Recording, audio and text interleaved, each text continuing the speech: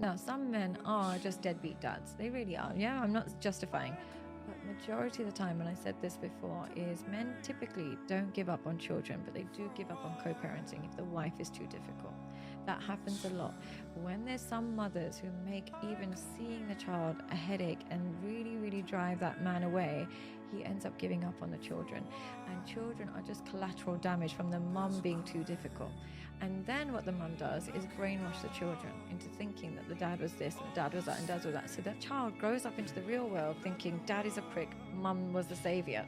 But what they don't realize is when you start thinking 50% of you is horrible, you internalize the damage. You think 50% of you is unlovable and your mum hates 50% of you.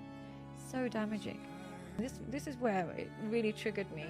It was Father's Day, and I had a student come in, and he was only 13 years old, and he said, "Miss, it's Dickhead's Day today. It's Dickhead's Day today." And I said, "Sorry, what?"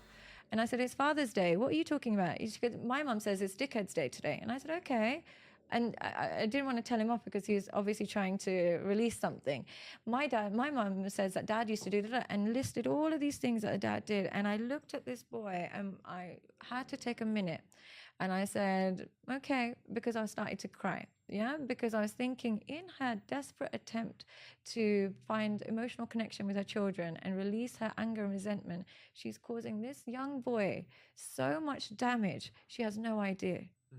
She has no idea what she's doing. Projecting her opinions. She has no idea what she's doing to that boy. Yeah, so many anxieties, insecurities, gender issues come from this.